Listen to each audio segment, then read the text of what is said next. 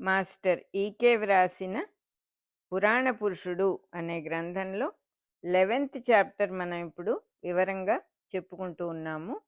అది గాంధార రాజైన సుబలుడి సభాభవనము. సింహాసనం మీద సుబలుడు కూర్చొనున్నాడు.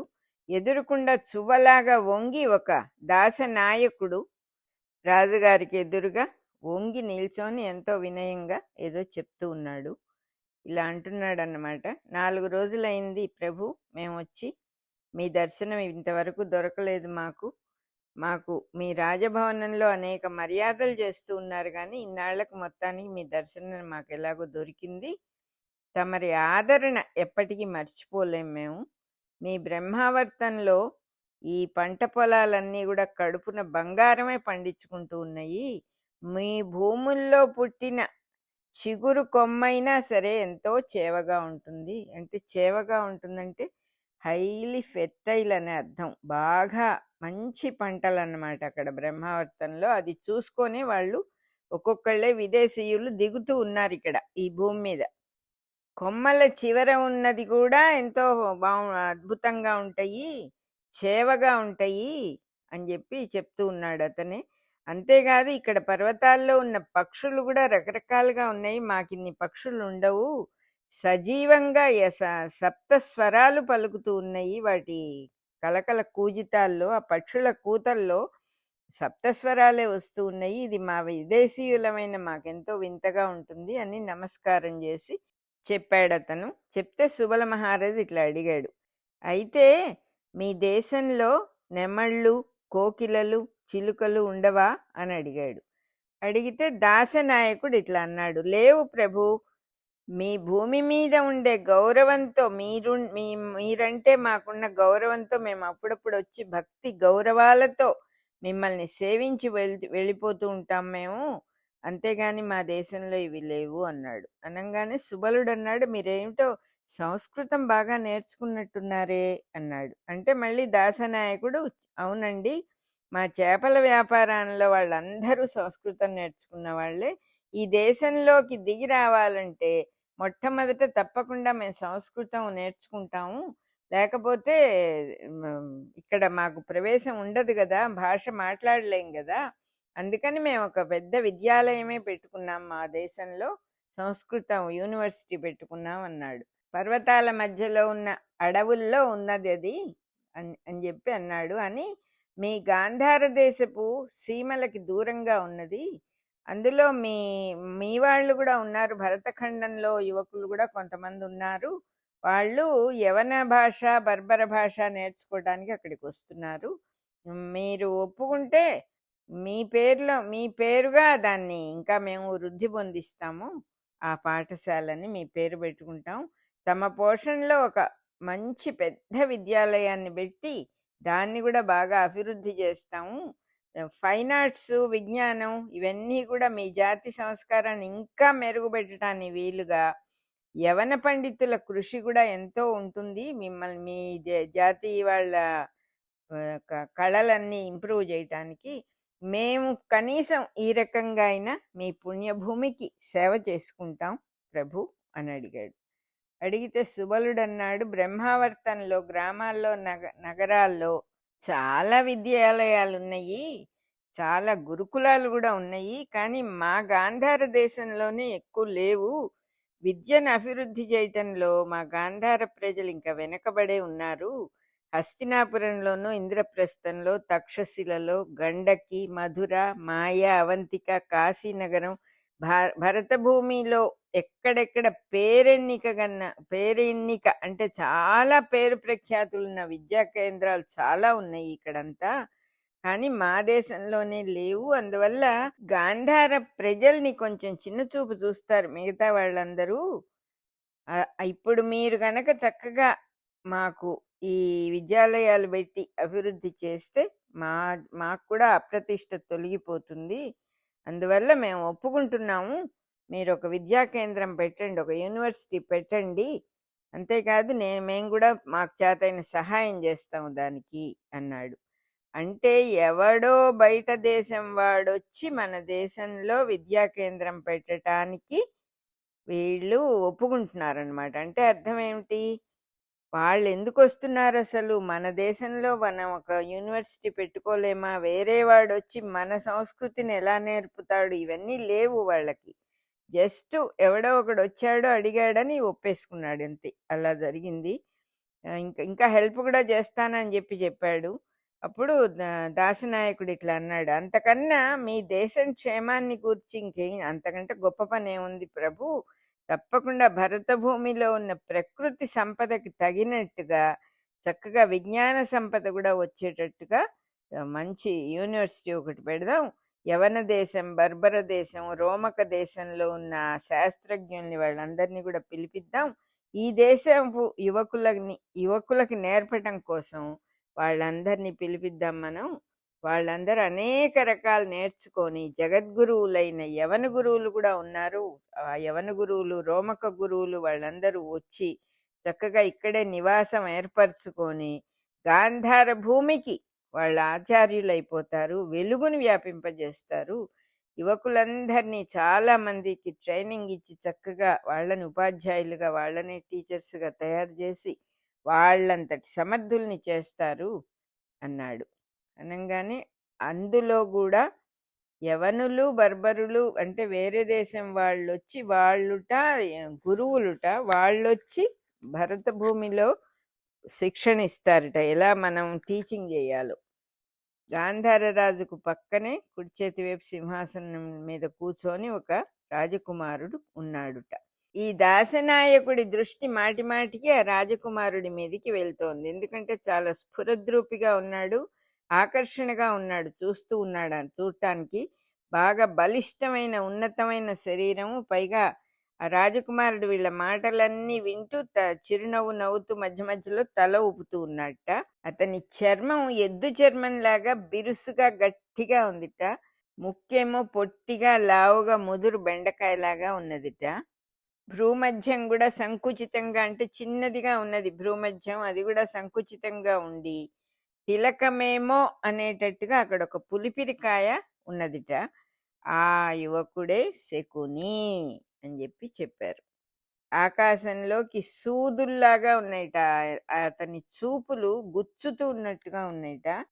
అతని వంక చూస్తే వీడెక్కడో ఉన్నాడు, ఇక్కడ మనిషి ఇక్కడ ఉన్నాడు కానీ వీడి మనస్సు ఇక్కడ లేదు అని అర్థమైపోతుంది చూసేవాళ్ళకి. శకుని ఇట్లా అన్నాడు, ప్రభువులు గనక అనుజ్ఞ ఇస్తే నా అభిప్రాయాలు వివరిస్తాను. యవన విద్య, రోమక విద్య ఈ భరత భూమిలో నేర్చుకుంటే మంచిదే, వాళ్ళకి మనకి కూడా మంచిదే. మనకి వాళ్ళకి కూడా అనేక ప్రయోజనాలు తీరుతాయి. ఇంతకు ముందే ఈ యవన కుటుంబాల వాళ్ళు హస్తినాపురంలో హస్తినాపురాధీశ్వరుడైన రాజైన ధృతరాష్ట్రుడి సహాయంతో బాగానే ఎస్టాబ్లిష్ అయ్యారు వాళ్ళు అక్కడ. అంతేకాదు ఋషుల్లో కూడా ఈ దాస రక్తం కలిసి ప్రవహించటం మొదలుపెట్టింది. వ్యాసుడు, అతని సంతతి అయిన ధృతరాష్ట్రుడు దాసరక్తాన్ని పంచుకు పుట్టిన వాళ్లే అన్నట్ట శకుని. దాస నాయకుడు మళ్ళీ ఇట్లా అన్నాడు, అవును ప్రభు, యువరాజుల వారు లక్ష నాణాల విలువగల మాట చెప్పారు. అయినా కూడా ఈరోజు మా దాసజాతి వాళ్ళకి కష్టకాలమే వచ్చింది. ఈరోజు మేము హస్తినాపురాధీశ్వరుల వల్ల గౌరవించబడటం లేదు. వాళ్ళు కూడా మమ్మల్ని పరదేశవాసులు, వేరే దేశం వాళ్ళు, పరాయి వాళ్ళు అని అనుకుంటున్నారు. సూరసేన మధురాధిపతి కంసరాజేంద్రుడు మటుకు మమ్మల్ని అభిమానిస్తున్నాడు. కంసరాజు మటుకు మమ్మల్ని అభిమానిస్తున్నాడు. ఏ మాటకు ఆ మాటే చెప్పాలి. యమునలో మేము చేపలు పడుతూ ఉంటే ఒక్కొక్క జాలరికి రోజుకు 10 సువర్ణాల చొప్పున కంసరాజు గారు బహుమానం ఇస్తూ ఉన్నాడు. విదేశ వాణిజ్యం అంటే వేరే దేశం వాళ్ళు వచ్చి ఇక్కడ వ్యాపారం చేయటం అనేది దేశాన్ని అభివృద్ధి పొందిస్తుంది అని ఆయన అనుకుంటూ ఉన్నాడు. ఆయన సహాయం చేస్తున్నాడు కంసరాజు గారు మటుకు మాకు. కానీ హస్తినాపురాధీశ్వరులు మాకేమీ సహాయం చేయటంలే, మమ్మల్ని పరాయి వాళ్ళుగా చూస్తున్నారు అన్నాడు. అనగానే శకుని మళ్ళీ ఇట్లా అన్నాడు, దానికి మీ బదులుగా మీరు కంసుడికి చాలా యవనుల దగ్గర నుంచి మంచి మద్యాన్ని, వేశ్యలను అన్నీ తీసుకొచ్చి ఆయనకి ఇస్తున్నారు కదా, ఆడవాళ్ళని ఇస్తున్నారు, మంచి లిక్కర్ కూడా పోస్తున్నారు కదా కంసరాజుకి. అంతేకాదు, మీరు అంతటితో ఆగట్లేదు కదా. మీ వేశ్యలు కంసరాజు దగ్గర మళ్ళీ విపరీతంగా బహుమానాలు గుంజుతున్నారు కదా. ఇంకా కూడా చెప్పాలంటే భారతీయులైన చేపలు పట్టే వాళ్ళు నగరంలో చేపలు అమ్మాలంటే కంసుడికి పన్ను కట్టాల్సి వస్తుంది. స్వదేశంలో ఎవరికి వాళ్ళు చేపలు పట్టుకొని అమ్ముకోటానికి కంసుడు పన్ను విధిస్తున్నాడు, కానీ మీకు మటుకు బహుమానాలు ఇస్తున్నాడు. మీకే ప్రాబ్లము లేదు, ఇక్కడ దేశంలో ఉన్న వాళ్ళనే కంసుడు బాధ పెడుతున్నాడు అన్నాడు శకుని. అనంగానే దాస పురుషుడు అన్నాడు మళ్ళీ, అవును, కంసరాజేంద్రుల అభిమానం చాలా గొప్పగా చూపిస్తున్నారు మా మీద, కాదని చెప్పడానికి వీల్లేదు. కానీ ఇప్పుడు కాలం మారింది. హస్తినాపురాధీశ్వరులు కేసి అని కంసుడు తమ్ముణ్ణి పిలిచి వాడికి మధుర మీద రహస్యంగా అధికారం ఇచ్చారు. కంసుడి ఆదాయము గుట్టుమట్లు అన్నీ కేసికి మటుకే తెలుసు. కేసు అధికారి అయినప్పటి నుంచి మా దగ్గర విపరీతంగా డబ్బు గుంజుతూ ఉన్నాడు. అందులో సగం హస్తినాపుర ప్రభువులకి సగం కేసికి పంపకాలు జరుగుతున్నాయి. దాంతో మా వ్యాపారం పడిపోయింది. గోరు చుట్టు మీద రోకటి పోటు అన్నట్టుగా జరాసంధుడేమో విదేశీయులందరినీ దేశంలోంచి వెళ్ళగొట్టాలని చెప్పి ఒక పగబూనాడు వాడు. జరాసంధుడు మొత్తం భారత భూమికి సామ్రాజ్యానికి ఒక సామ్రాట్ అవుతాడు, చక్రవర్తి అవుతాడని వాళ్ళ ఫాలోవర్స్ అందరూ కూడా నమ్ముతున్నారు. కొద్ది రోజుల్లోనే మా వాళ్ళ కుటుంబాలన్నీ కూడా ప్రాణరక్షణ కోసం దేశం వదిలిపెట్టి వెళ్లాల్సి వచ్చేట్టుగా ఉంది. జరాసంధుడు శత్రులోకాలకు కాలభైరవుడైపోయాడు. ప్రభు, మీరే మమ్మల్ని కాపాడాలి. మీ గొడుగు నీడలో మేము ప్రాణాలని రక్షించుకొని మీ దగ్గర చేరుకుంటాము. మీరు మమ్మల్ని రక్షించి ఆశ్రయం గనక ఇస్తే మేము మీకు ఎంతైనా సేవ చేసుకుంటాం ప్రభు అని అడిగాడు. అప్పుడు సుబలుడు ఇట్లా అన్నాడు, మీకు మా దేశంలో ఆశ్రయం నేనే వాగ్దానం చేస్తున్నాను. అంతేకాదు హస్తినాపురాధీశ్వరుల ఆమోద ముద్ర అంటే వాళ్ళు కూడా ఒప్పుకునేటట్టుగా నేను చేస్తాను. హస్తినాపుర రాజులు కూడా ఒప్పుకునేట్టుగా నేను చేస్తాను. మా అల్లుడు ధృతరాష్ట్రుడే కదా అక్కడ ఉన్నది. మా అల్లుడు నా మాట తప్పకుండా వింటాడు, నేను ఒప్పిస్తాను అన్నాడు. రాబోయే శ్రావణ మాసంలో మీరు ఒకసారి నాకు కనపడండి, అప్పుడు మీకు మళ్ళా అనుకూలంగా నేను అన్నీ చేస్తాను, ఇంకా మీరు వెళ్ళి రావచ్చు అని చెప్పాడు సుబలుడు. ఆ దాసనాయకుడు చిత్తం చిత్తం అంటూ వంగి వంగిన దండాలు పెట్టుకుంటూ వెనక్కి నడుచుకుంటూ వెళ్ళిపోయారు. శకుని ఇట్లా అన్నాడు అప్పుడు, నాన్నగారు, మీరు యవన వేశ్యలను హస్తినాపురం రాజస్థానంలోకి వెళ్లకుండా జాగ్రత్త చేయాలి. మీరు వీళ్ళందరూ నీతి లేని వాళ్ళు, రాజకీయాల్లో ప్రవేశించారంటే వీళ్ళ అవినీతి రాజ్యమంతా పాకిపోతుంది, దేశమంతా పాకుతుంది, సూదుల్లాగా దూరి దబ్బనాల్లాగా తేల్తారు వీళ్ళు. మన గాంధార అమాయకురాలు, లోకం చూడదు పాపం, ఆవిడ సుఖశాంతులకి భగ్నం అవ్వకూడదు. ఈ విదేశీయులందరినీ కూడా మనం జాగ్రత్తగా గమనిస్తూ ఒక పద్ధతిలో కంట్రోల్లో పెట్టాలి. అవసరమైనప్పుడు మటుకు మనం వీళ్ళని వాడుకోవచ్చు, కానీ లేకపోతే వాళ్ళని జాగ్రత్తగా కట్టడి చేయకపోతే ప్రమాదం మనకి. అంతేకాదు ఇంకో కర్తవ్యం కూడా ఉంది మనకి. పర్వత అరణ్య సీమలన్నిట్లో కొండ జాతుల వాళ్ళని బాగా అభిమానించి సమీకరించుకొని భద్రం చేసుకోవాలి. మనం వాళ్ళందరినీ దగ్గర తీయాలి, కొండ జాతుల వాళ్ళని. ఈ యవన వీరులు వస్తూ ఉన్నారు కదా ఇప్పుడు, వీళ్ళ చేత వాళ్ళకి యుద్ధ శిక్షణ ఇప్పిస్తే మన సైనిక బలం పెరుగుతుంది. అప్పుడు మనల్ని ఎదుర్కొనేవాడు ఎవడు ఉండడు. యవనులకు యుద్ధ శిక్షణ డిఫరెంట్గా ఉంటుంది, మన వాళ్ళు ఎవరికి ఆ తెలివి లేదు, వేరే రకంగా ఉంటుంది. అటువంటి యుద్ధాన్ని కనుక నేర్చుకున్నారంటే ఈ కొండ జాతి వాళ్ళు ఇంకా ఎవరు మనల్ని దాటిపోలేరు, మన రాజ్యం సుభిక్షంగా ఉంటుంది. దీనివల్ల గాంధార రాజ్యం భరత భూమిలో ఉన్న మిగిలిన రాజ్యాలందరికీ భయం పుట్టేటట్టుగా తయారవుతుంది అన్నాడు.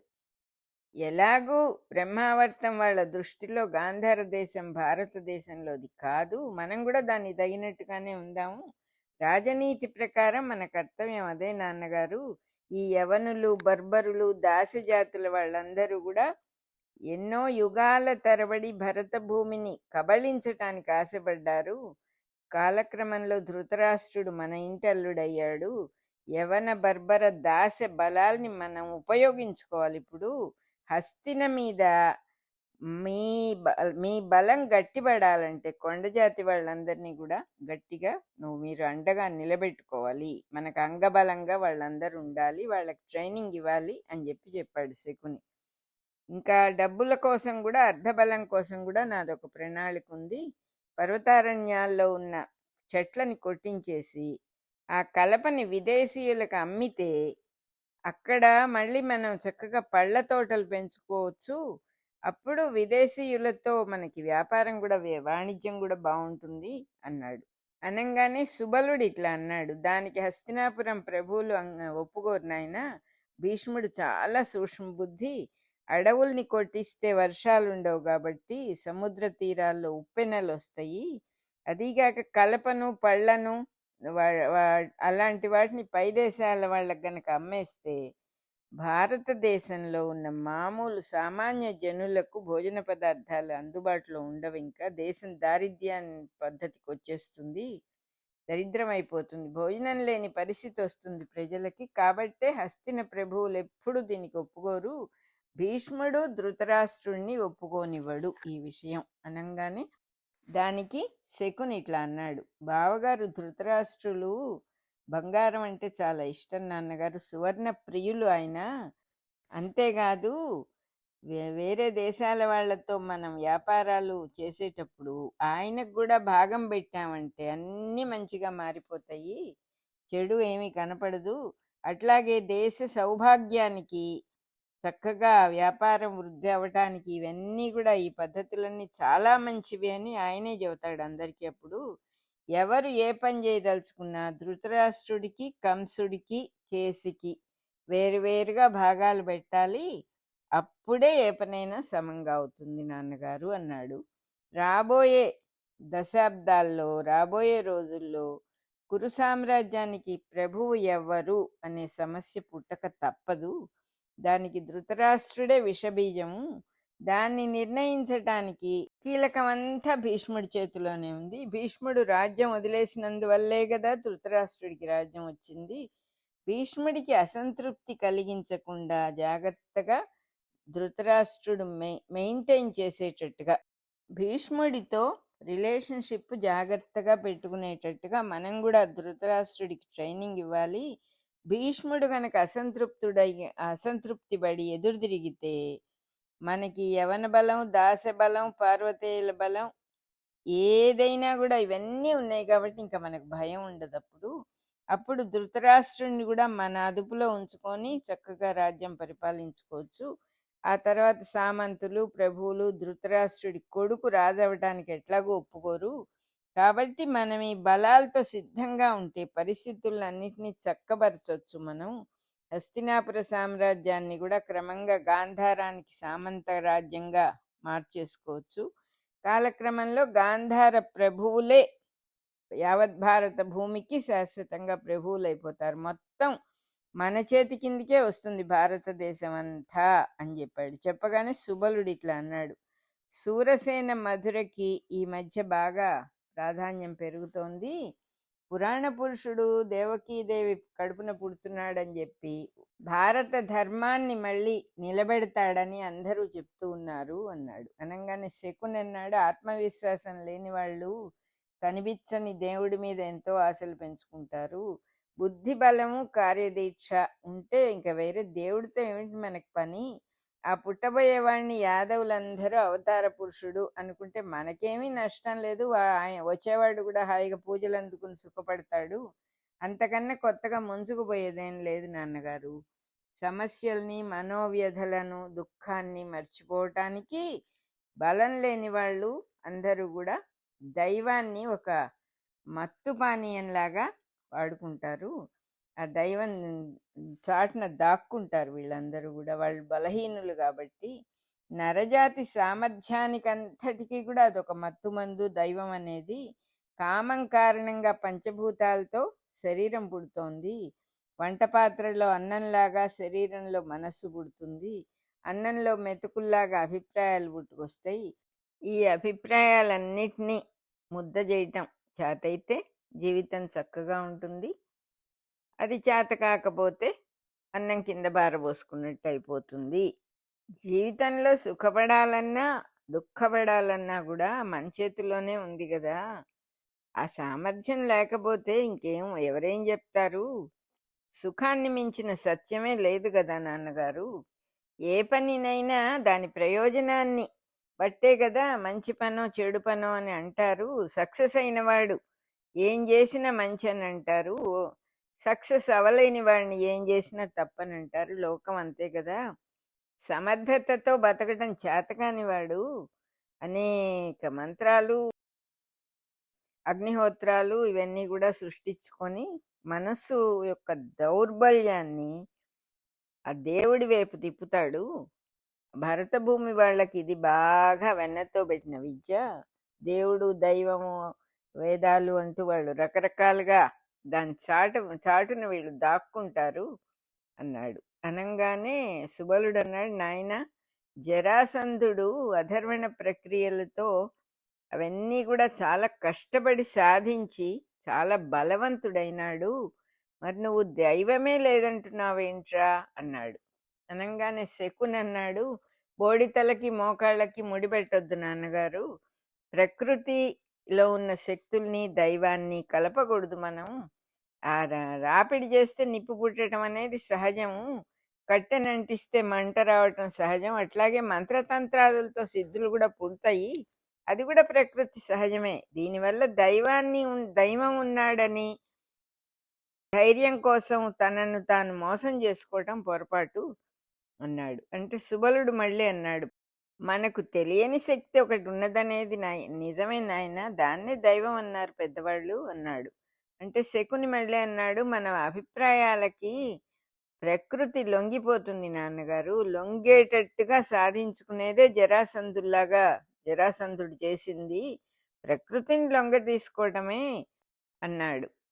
అనంగానే మళ్ళీ సుబలుడు ఇట్లా అన్నాడు, నువ్వు సాధించగలవా ఆ శక్తుల్ని అంటే శకుని ఇట్లా చెబుతున్నాడు, జరాసంధుడు సాధించాడు కదా, అలాగే నేను కావాలనుకుంటే నేను సాధించగలను. ఆ సంకల్పం ఉన్న వాళ్ళు ఎవరేది కావాలంటే అది సాధించుకుంటున్నారు కదా అన్నాడు చాలా తేలిగ్గా. మళ్ళీ సుబలుడు ఇట్లా అన్నాడు, సంకల్పం పుట్టటం పుట్టకపోవటం అనేది ఎవరి వల్ల జరుగుతోందిరా అన్నాడు. అంటే శకునేమో ఏమో దేశం ఉంది, కాలం ఉంది, అనేక సన్నివేశాలు జరుగుతున్నాయి, దానివల్లే పుడుతుంది అన్నాడు. అనంగానే సుబలుడు మళ్ళీ ఇట్లా అన్నాడు, అంటే దేశము, కాలము, పరిస్థితులు ఇవన్నీ సంకల్పాలను బాగా పెద్దవి చేస్తాయి. అవి మనకు లొంగవు కాబట్టే వాటిని దైవము అని అన్నాడు. అంటే దీన్ని బట్టి చూస్తే కొంచెం సుబలుడు బెటర్, అట్లీస్ట్ వాడికి దేవుడు దైవం అన్న ఉన్నారు. శకునికి అది కూడా లేదన్నమాట, అతని కొడుకైన శకునికి. శకుని మళ్ళీ ఇట్లా అన్నాడు, జీవిత సర్వస్వం అంతా ధారబోసి దీన్ని సంగతి నేను తేలుస్తాను నాన్నగారు. దేవుడా ప్రకృతి అనేది నేనే తేలుస్తాను. పురాణ పురుషుడు చేస్తున్న పనులన్నిటికీ అడ్డం పెడతాను నేను. వాడు చేసే ప్రతి పనికి అడ్డాలు కల్పించి నేను గొప్ప వాడు గొప్ప అనే తేలాలి మా ఇద్దరి మధ్యలో అనంగానే సుబలుడు అన్నాడు, అది తేలేటప్పటికి నువ్వు ఉండటం నేను ఉండటం అనేది ఉంటామా లేదా కూడా మనకు తెలియదురా నాయన. దేవుడు ఎంత చూడాలనుకున్న వాళ్ళు చాలా మంది పుడుతూ చస్తూ ఉన్నారు, కానీ దైవం ఎప్పుడూ అలాగే ఉంటాడు అని అన్నాడు సుబలుడు. ఆ కాలపు పరిస్థితులు, రాజులని బాగా వాళ్ళు మెచ్చుకునేటట్టుగా రకరకాల విషయాలు, వాళ్ళకి సుఖభోగాలు అవి అలవాటు చేసి వేశ్యల్ని పంపించి డబ్బులిచ్చి రకరకాలుగా రాజుల్ని పొగడి లొంగ తీసుకొని విదేశీయులు దేశంలో జొరబడటం, నెమ్మదిగా పాతుకుపోవటం, ఇవన్నీ ఆ కాలపు పరిస్థితులన్నీ కూడా ఇక్కడ వర్ణిస్తూ ఉన్నారు. జరాసంధుడు పరిపాలించే దేశం ఒకటి, కంసుడు పరిపాలించే దేశం ఒకటి, ఈ హస్తినాపురాన్ని పరిపాలించే రాజులు, తర్వాత ఈ గాంధార దేశం ఒకటి, వీళ్ళందరూ ఆ కాలం ఎలా ఉన్నారు, మనస్తత్వాలు ఎట్లా ఉన్నాయి, ప్రజల్లో ఎంత మటుకు ఐకమత్యం అనేది ఉన్నది, పాండురాజు ఎక్కడో ఉండటము పరిస్థితుల ప్రభావం వల్ల గుడ్డిరాజుకి రాజ్యం అప్పగించటం, భీష్ముడు రాజ్యం వద్దని చెప్పటం, అదే రకంగా అక్కడ మధురలో వసుదేవుడు కూడా రాజ్యం వద్దని చెప్పి తొలగిపోవటం, ఇవన్నీ కూడా పరిస్థితుల్ని ఇంకా కొంచెం డిఫికల్ట్ చేసినాయి. మొత్తం మీద భారతదేశం మొత్తానికి ఒక రాజు అనేవాడు, ఒక చక్రవర్తిగా ఇంత మటుకు ఏర్పాటు అవ్వలేదు. ప్రతివాడు తనకు తానే భారతదేశాన్ని ఆక్రమించాలి అనేటటువంటి భావంతో ఉన్నారు. ఒక పక్క నుంచి మంత్రశక్తి తంత్రశక్తితో జరాసంధుడు, ఇంకొక పక్క కుటిలత్వంతో శకుని, ఇంకొక పక్క దురాశతో ధృతరాష్ట్రుడు, ఎంతో భక్తితో పాండురాజు, అదే రకంగా భక్తి ప్రపత్తులతో దేవకీ వసుదేవులు, పుట్టబోయే పురాణ పురుషుడు, ఇదంతా వరుసగా పిక్చరైజ్ చేసుకుంటూ వచ్చారు. ఇక్కడ పరిస్థితులన్నీ ఇలా ఉన్నప్పుడు ఆ పరమాత్మ పసివాడుగా పుడుతూ ఉన్నాడు. ఆయనని పుట్టకముందే ఆయన అంతం చేయటానికి కంసుడు అనేక ప్లాన్లు వేశాడు. అనేక పిశాచాలని మంత్రశక్తుల్ని గుప్పెట్లో పెట్టుకొని రెడీగా కూర్చున్నాడు. ఇవన్నీ కూడా పరిస్థితులు వర్ణించారు. పురాణ పురుషుడు గ్రంథంలో 11th చాప్టర్ అయిపోయింది.